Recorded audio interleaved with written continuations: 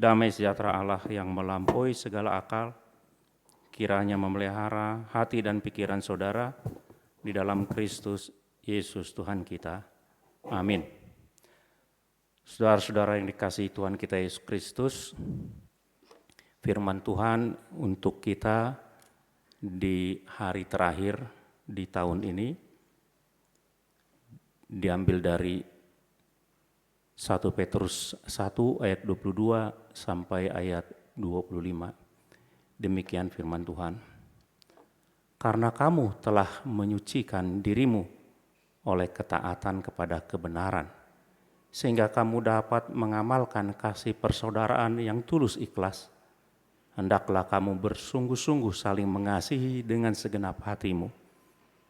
Karena kamu telah dilahirkan kembali bukan dari benih yang fana, tetapi dari benih yang tidak fana oleh firman Allah yang hidup dan yang kekal.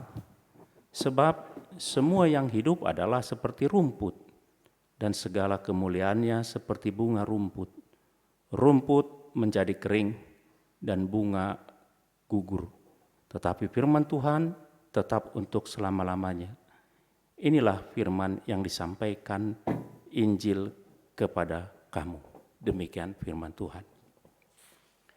Saudara yang dikasihi Tuhan kita Yesus Kristus, saya tidak tahu tetapi biasanya orang di awal tahun atau paling tidak di ujung tahun dia akan membuat suatu ketetapan hati.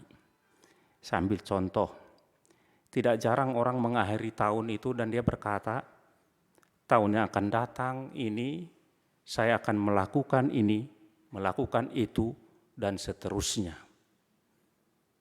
Mungkin di antara kita di tahun 2020, di bulan atau di awal tahun ini, juga mengucapkan tekad yang demikian, yang bagi sebagian orang disebut itu janji, ada yang sebagian orang bilang menyebut itu sumpah, ada yang sebagian lagi orang menyebut itu adalah resolusi tahun baru. Saudara yang dikasihi Tuhan kita Yesus Kristus, banyak resolusi tahun baru yang dibuat, mulai dari bidang ekonomi, mulai dari bidang bahkan sampai bidang karakter pribadi kita juga sering kita membuat resolusi. Contohnya, mulai tahun depan saya tidak akan bertindak ceroboh lagi. Mulai tahun depan saya akan bertindak tidak sebagai pemarah lagi.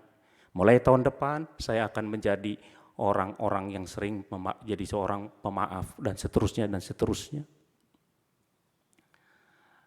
Masalahnya saudara-saudara, saya tidak tahu saudara ingat resolusi atau sumpah atau janji saudara di awal tahun ini, yang sampai akhir tahun ini apakah ada sesuatu yang betul-betul saudara tepati, atau memang sebanyak sekali resolusi, janji-janji, sumpah-sumpah yang tidak kita tepati sampai akhir hari ini.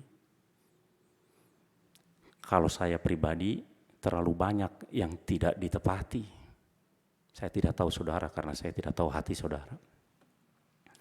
Saudara yang dikasihi Tuhan kita Yesus Kristus, apalagi saat ini ketika awal tahun ini kita dikejutkan oleh sesuatu yang tidak pernah terjadi dalam hidup kita.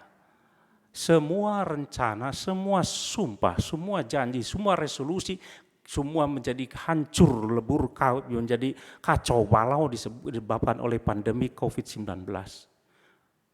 Gereja juga yang menetapkan program-program itu juga semacam revolusi, semacam janji, semacam sumpah bagi kita untuk kita laksanakan di tengah-tengah gereja, hancur semua, berantakan semua karena pandemik ini. Ada orang yang bercita-cita mungkin tahun ini saya akan menjajaki begini-begini sampai tingkat begini, tetapi ada pandemik ini menghancurkan semua apa yang kita tetapkan di awal tahun ini. Saudara, itu sebabnya tidak jarang kita merasa frustasi. Tidak jarang kita menjadi marah terhadap diri kita sendiri. Kenapa? Karena kita tidak bisa untuk menepati janji atau resolusi atau sumpah atau tekad yang kita buat di awal tahun itu. Tidak jarang dalam perjalanan hidup kita juga begitu. Kita merasa kita ini sebagai orang yang bodoh, merasa kita orang ini sebagai orang yang sebagai pengingkar janji, sebagai yang tidak betul-betul atau bertekad melakukan apa yang kita ucapkan dengan pada diri kita sendiri. Mengapa ini terjadi, saudara-saudara? Saudara, kita harus memahami bahwa kita adalah bagian dari seperti yang disebutkan oleh Yesaya. Semua yang hidup adalah seperti rumput, dan segala kemuliaan seperti bunga rumput. Rumput menjadi kering dan bunga gugur.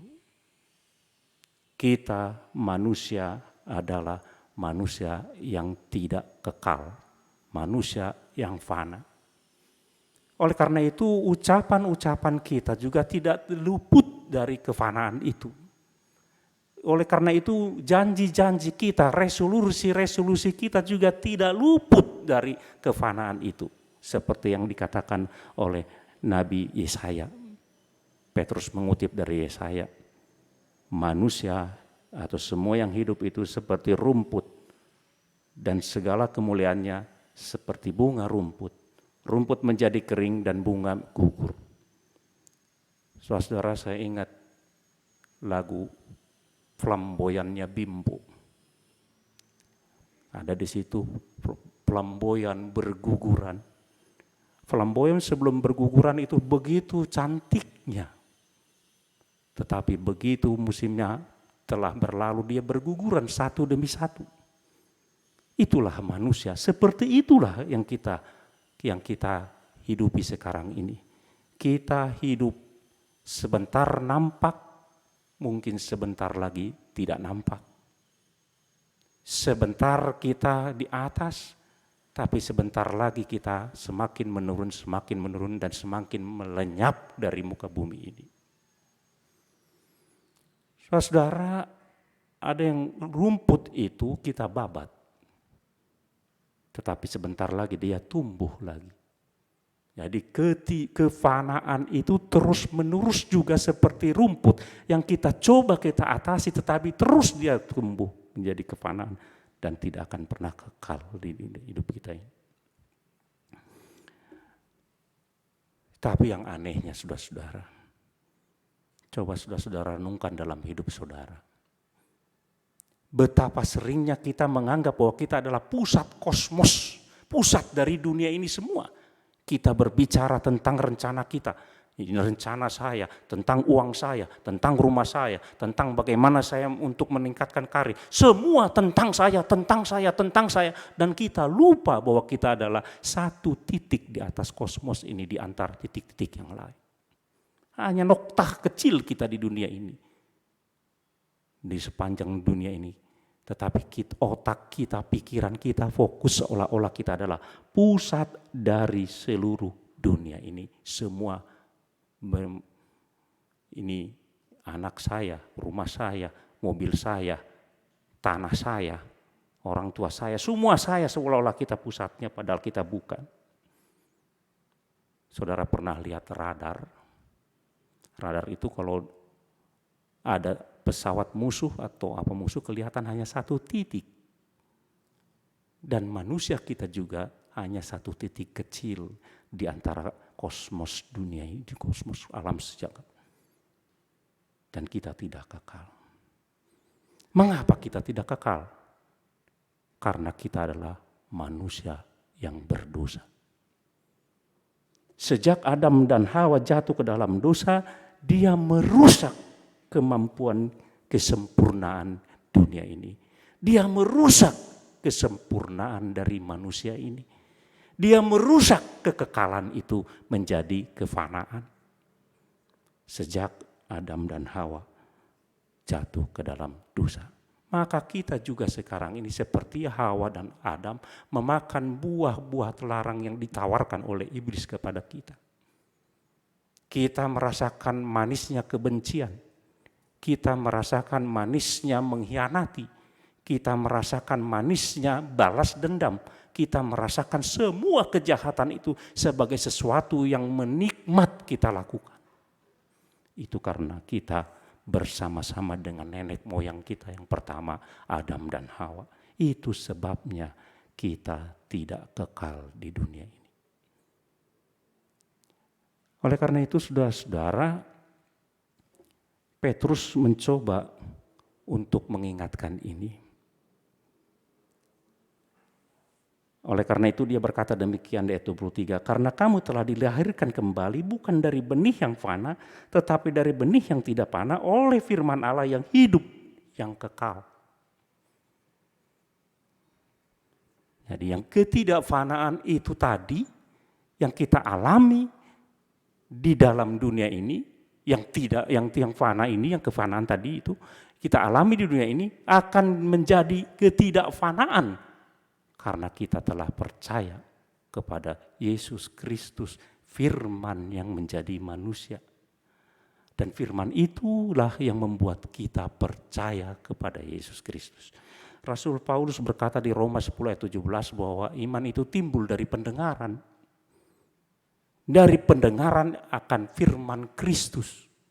Jadi firman itu yang adalah Kristus sendiri, itulah yang membuat kita yang tadinya fana, yang tadinya seperti bunga, seperti rumput, seperti pohon-pohonan yang mudah hancur di dunia ini, dia kelak tidak akan, ketidakfanaan itu menjadi hilang. Kefanaan itu menjadi hilang, jadi ketidakfanaan menjadi kekal oleh firman yang kekal itu. Saudara yang dikasihi Tuhan Yesus Kristus, kita lihat firman Tuhan yang hidup dan yang abadi itu, yang kekal itu, mengungkapkan pesan yang luar biasa ini. Kalau kita buka 1 Petrus 1 ayat 18, dia berkata demikian. Sebab kamu tahu bahwa kamu telah ditebus dari cara hidupmu yang sia-sia, yang kamu warisi dari nenek moyangmu itu bukan dengan barang yang fana, bukan pula dengan perak dan emas.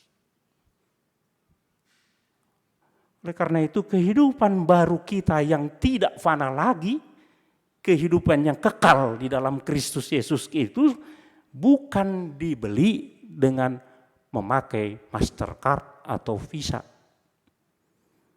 Juga tidak dibeli oleh satu koper penuh uang pecahan $100, tidak. Juga tidak dapat dibeli dengan emas batangan seberapa banyak pun. Tidak bisa dibeli oleh barang yang fana, hanya oleh yang tidak fana. Siapa itu? Adalah Kristus Yesus yang adalah firman Tuhan dari sejak dan bersama-sama dengan Tuhan. Inilah yang membuat kita menjadi hidup dalam ketidakfanaan, memperoleh hidup yang kekal. Firman Tuhan yang hidup dan kekal itu membuat kita percaya kepada Kristus yang mati untuk dosa-dosa kita, sehingga kita memperoleh hidup yang kekal. Maka hidup kita tidak fana lagi. Firman itulah yang kekal. Jadi ketika Petrus berkata di ayat 22, dia berkata demikian, karena kamu telah menyucikan dirimu oleh ketaatan kepada kebenaran. Bukan berarti kita yang mengusahakan itu. Sama sekali kita tidak bisa mengusahakan keselamatan kita. Sama sekali kita tidak bisa menghapuskan dosa kita sendiri. Tidak bisa selain dari Tuhan yang menyelamatkan kita di dalam Yesus Kristus. Inilah yang membuat kita hidup dalam pemurnian. Di ayat 22 dia berkata dimurnikan oleh karena itu. Saudara-saudara yang dikasihi Tuhan kita Yesus Kristus, sekali lagi firman Tuhan itu mengungkapkan. Firman Tuhan yang hidup dan kekal itu mengungkapkan sekali lagi bahwa kita dilahirkan kembali. Dilahirkan kembali dengan hidup yang baru. Dilahirkan kembali dengan hidup yang tidak binasa. Dilahirkan kembali dengan hidup yang adalah kekal. Itu anugerah Tuhan. Oleh karena itu saudara-saudara, ini sekali lagi karena firman itu membuat kita percaya dan firman itu membuat kita mengerti bahwa Tuhan itu adalah yang menebus kita, dan inilah yang kemudian menginspirasi, mengilhamkan kepada kita untuk saling mengasihi menurut Petrus di ayat 22 tadi. Jadi begitu. Jadi firman Tuhan itu bekerja juga menimbulkan kita saling mengasihi setelah kita mengerti, percaya kepada Tuhan. Oleh karena itu saudara-saudara, jika saudara-saudara sekarang mau berubah di tahun yang akan datang, jika saudara-saudara mau membuat resolusi satu yang merubah hidup saudara, gantungkanlah hidupmu kepada yang kekal, bukan yang fana. Bergantunglah hidupmu kepada yang kekal, yang adalah firman Tuhan yang kekal dan hidup. Niscaya saudara akan berubah semakin baik. Niscaya saudara akan saling mengasihi satu sama lain. Berikan waktumu kepada firman Tuhan 20-30 menit satu hari. Berikan waktumu sebisa mungkin, sekuat tenaga untuk bersekutu dengan firman Tuhan dalam ibadah. Omong kosong saudara akan berubah semakin baik tanpa firman Tuhan. Itu bohong. Omong kosong saudara akan menjadi sesuatu yang sesuai dengan apa yang dikehendaki oleh Tuhan dalam hidupmu tanpa bergumul menghidupi firman Tuhan. Karena firman Tuhan itu hidup dan kekal. Hanya dengan firman Tuhan. Maka sekali lagi, firman Tuhan yang hidup dan kekal akan merubah hidupmu yang fana menjadi kekal. Maka serahkan hidupmu kepada firman Tuhan dalam kehidupanmu sehari-hari. Sayang saudara-saudara, saya tidak tahu apakah saudara-saudara pernah melihat, memperhatikan janji-janji saudara, resolusi-resolusi saudara, sumpah-sumpah saudara dalam kehidupan atau dalam tahun baru atau nanti malam. Kalau nanti malam di acara itu, maka utarakanlah apa yang engkau mau tekadkan. Saya tidak tahu, apakah tekadnya banyak ke soal pekerjaan, apakah tekadmu hanya banyak ke soal-soal perekonomian, apakah tekadmu hanya ke soal-soal kebaikan yang lain. Tetapi yang diminta di sini sekali lagi, tekad kita berubah semakin baik sesuai dengan apa yang dituntut oleh Tuhan. Itu hanya dapat dilakukan dan terjadi dengan firman Tuhan yang kita hidupi dalam kehidupan kita sehari-hari. Firman Tuhan yang hidup dan kekal, itulah yang mengubah hidupmu. Buatlah resolusi untuk yang kekal, bukan yang fana. Buatlah janji yang untuk saudara lakukan dalam hidup ini sekarang ini, di tahun yang akan datang, dengan hal-hal yang kekal, bukan yang fana. Masih panjang mungkin kita harus menghadapi masalah pandemik ini. Tetapi firman Tuhan yang hidup, yang kekal akan menguatkan kita, mengubah kita semakin tahu menghadapi hidup ini. Mau hidup penuh dengan kesusahan, mau hidup penuh dengan sukacita. Biasanya saudara-saudara kalau susah kita berteriak-teriak minta tolong Tuhan. Ujian yang paling sulit atau pencobaan yang paling sulit adalah pencobaan jika kita diberi sukacita yang berlebih-lebihan, yang terus-menerus sukacita, kita kadang lupa akan Tuhan. Maka dalam susah maupun dalam duka, ingatlah firman Tuhan yang kekal dan hidup itu. Dia akan menguatkan kita, dia akan mengubah kita menjadi hidup kita, hidup yang tidak fana lagi, tetapi hidup yang kekal. Tuhan memberkati kita. Amin. Bapak Surgawi, terima kasih Tuhan karena Engkau mengingatkan kami firman-Mu yang hidup dan kekal, itulah yang membuat kami percaya kepada anak-Mu Yesus Kristus. Dan itu juga yang mendorong kami untuk meniru seperti yang dilakukan oleh anak-Mu Yesus Kristus untuk saling mengasihi satu sama lain di tengah-tengah keluarga kami, di tengah-tengah persekutuan kami, gereja, di tengah-tengah masyarakat kami. Tuhan, tolong kami Tuhan. Terlebih di masa pandemik ini kami tahu Tuhan bahwa kami diuji untuk mewujudkan, mengejawantahkan kasih kami kepada sesama kami Tuhan. Dan biarlah Tuhan senantiasa mendorong kami Tuhan. Kami belum tidak tahu apa yang akan terjadi ke depan ini Tuhan, tetapi kami menyerahkan hidup kami kepada firman-Mu yang kekal dan hidup itu Tuhan. Karena kami percaya jika firman-Mu kami hidupi dan firman-Mu menyertai kami Tuhan, apapun yang terjadi dalam hidup kami ini Tuhan, kami akan aman dan akan tenang bersama dengan Engkau Tuhan. Karena kami tahu bahwa hidup kami bukanlah fana, tetapi hidup kami adalah hidup yang kekal di dalam Kristus Yesus yang telah menebus kami. Terima kasih Tuhan. Di dalam Kristus kami berdoa. Amin.